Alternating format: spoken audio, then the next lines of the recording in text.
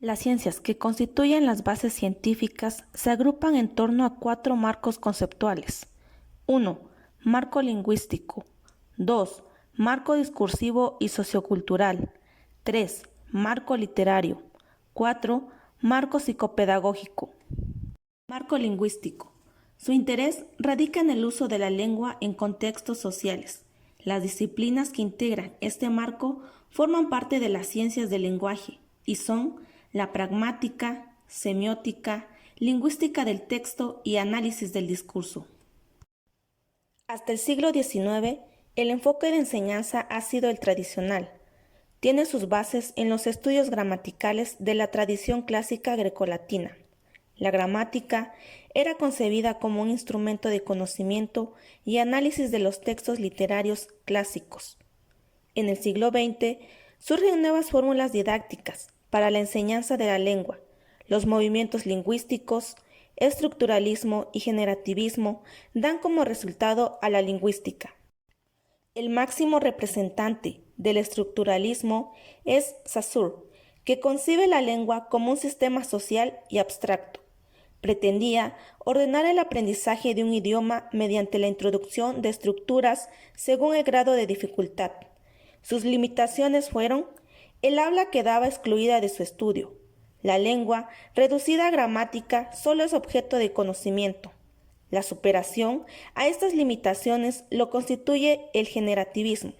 Chomsky explicó: la creatividad del hablante y su capacidad de emitir y comprender oraciones inéditas, el lenguaje como un proceso creativo. La gramática es un mecanismo finito que genera un conjunto infinito de oraciones concretas. La lingüística presenta la lengua como unitario, sistemático, homogéneo y sus hablantes como iguales ante su uso. Las ciencias confluyen en su preocupación por los usos de la lengua en la diversidad de actos comunicativos que se le presentan a los hablantes de una comunidad. Su objeto de estudio es la lengua en su uso y contexto de producción. El contexto, según Lomas, Osoro y Tuzón, es el bagaje de conocimientos compartido entre los participantes. Para Scandel, la pragmática es una disciplina que considera los factores extralingüísticos que determinan el uso del lenguaje. Se ocupa de las condiciones y reglas para que un acto de habla sea adecuado en un contexto determinado. El uso de la lengua se realiza mediante actos de habla y se rige por unas reglas. Teoría de los actos de habla, principio de cooperación y principio de cortesía. Ciencia encargada de estudiar los signos y su significación en el seno de la vida social. Le da un valor simbólico a los mensajes iconoverbales, con usos comunicativos específicos. También le da importancia a la interacción entre códigos verbales y no verbales en la comunicación.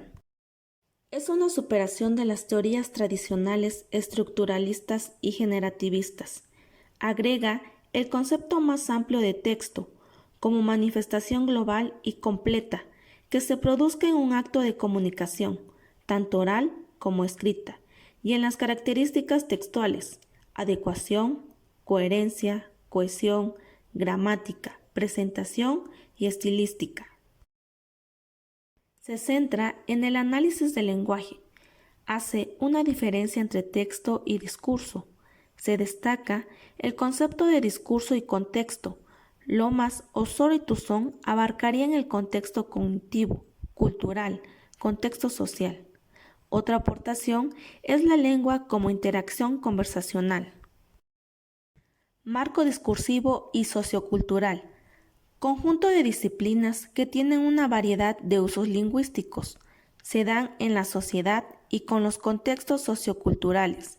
Se centra en los usuarios de las lenguas y en la diversidad de sus usos lingüísticos, en función del contexto social en el que las utilizan. Centra su atención a las condiciones sociales y contextuales de los hechos lingüísticos. Concibe a la lengua como variación y a la diversidad lingüística como realidad social, múltiple y completa. Destaca su interés por los usos lingüísticos y su diversidad integrada por dialectos, estilos y registros.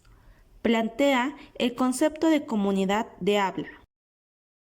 Disciplina derivada de la sociolingüística. Se centra en el contexto social de la lengua. Se ocupa de los aspectos sociales. Los conceptos aportados son bilingüismo, dominio y diglosia, que son claves para la enseñanza de la lengua. Bilingüismo, los hablantes dominan dos lenguas. Dominio es el significado social y funcional. Diglosia, los hablantes usan dos o más variedades de la misma lengua para fines o con funciones diferentes. Estudia la conversación espontánea.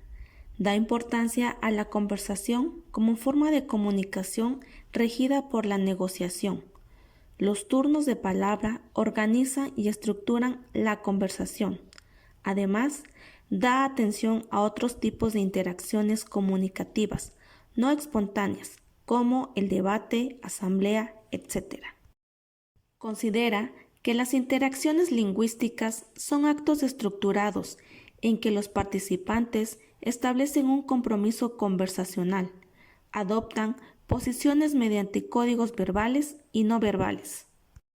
Su finalidad es averiguar qué necesita saber un hablante para comunicarse de forma apropiada dentro de una comunidad y cómo lo aprende. Estudia la adquisición de la competencia comunicativa.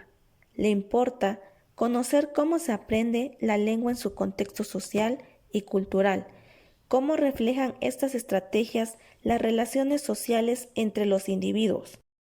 Moreno menciona conceptos de trascendencia como comunidad de habla, competencia comunicativa, situación comunicativa y rutinas.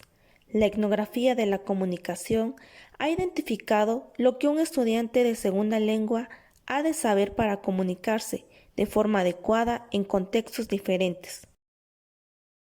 Conjunto de teorías literarias centrado en aspectos pragmáticos de la literatura, procesos de recepción de la obra literaria y en el papel activo que desempeña el receptor.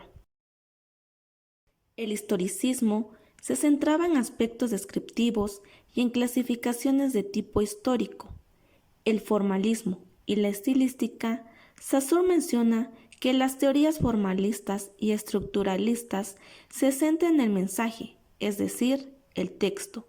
La enseñanza de la literatura desde este enfoque se centra en el análisis y comentario de textos, en la disección del texto hasta su más mínimo elemento. Los actuales enfoques se centran en el receptor, en su implicación en el fenómeno de la recepción del texto y en la construcción de su textualidad. Estos enfoques teórico-críticos son agrupados por Martínez. 1.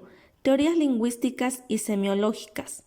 Aportaciones de la semiótica y la pragmática literaria. 2.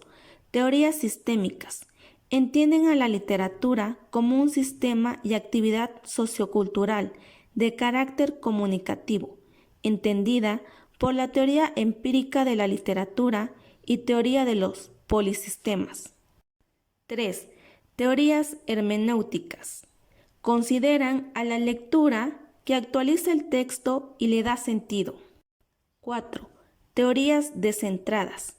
Compuesta por las teorías de la construcción, como apunta Beister, que cualquier lectura es posible.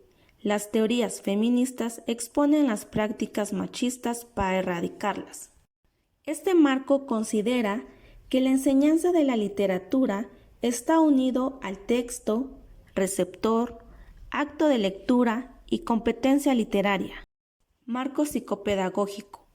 Está constituido de las teorías psicopedagógicas que se centran en los procesos de aprendizaje y desarrollo del alumnado.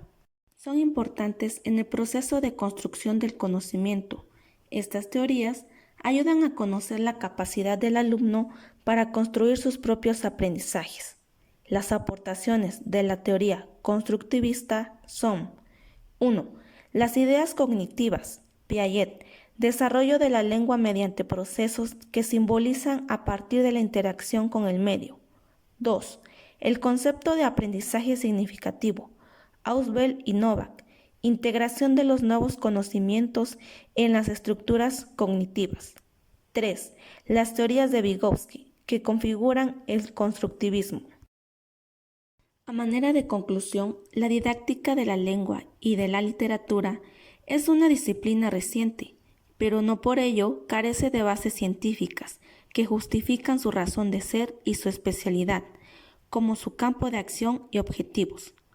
Es una disciplina que tiene su objetivo en la intervención en los procesos de aprendizaje por parte de los alumnos y debe basarse en la investigación activa de los elementos reales.